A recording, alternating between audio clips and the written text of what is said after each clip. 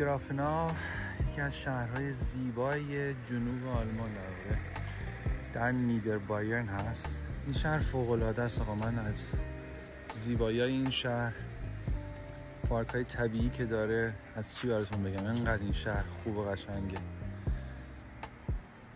جاهایی داره که واقعا برای تفریح، برای پیاده روی، برای گردش بی‌نظیر هستن.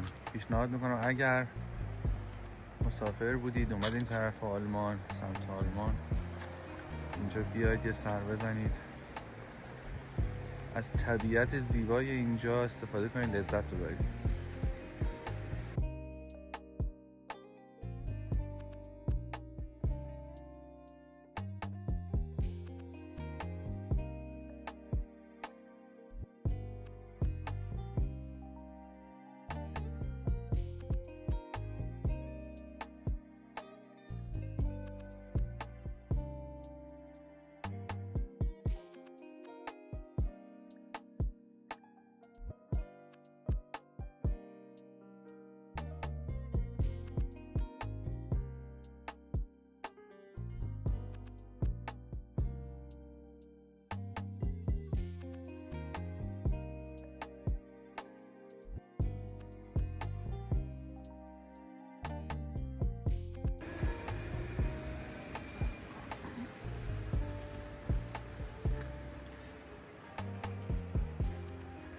یه چیز جالب بهتون نشون بدم.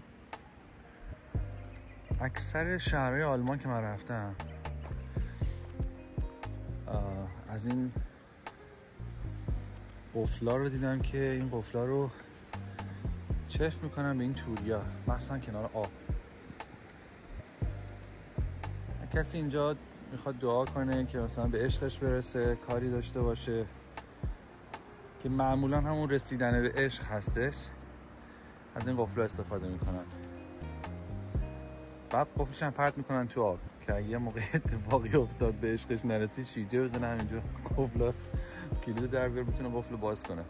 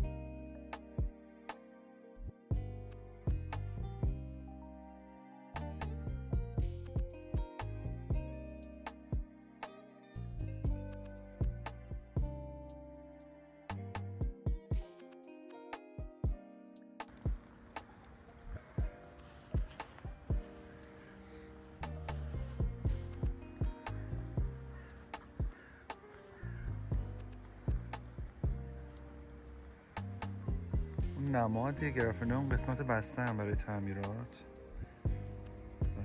نتونستم من برم اونجا. نماد گرافنا یک خرسه.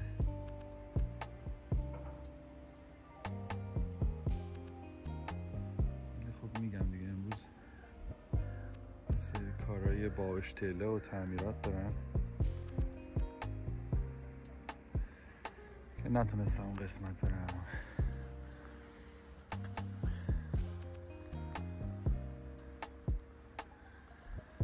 جایی که دارم فیلم میگیرم اسمش کور پارک هستی که از پارک‌های قدیمی شهر گرافنا این منطقه هستش. بزرگ و بکر و فوق‌العاده زیباست. شاید نتونم امروز از کلش برای شما فیلم بگیرم چون خیلی سرده. اصلا الان انگشتام یخ زدن، دارم فیلم میگیرم. توی یه قسمتیشو میرم الان و امید خدا توی فرصت مناسب تر. امروز خیلی یهویی شد.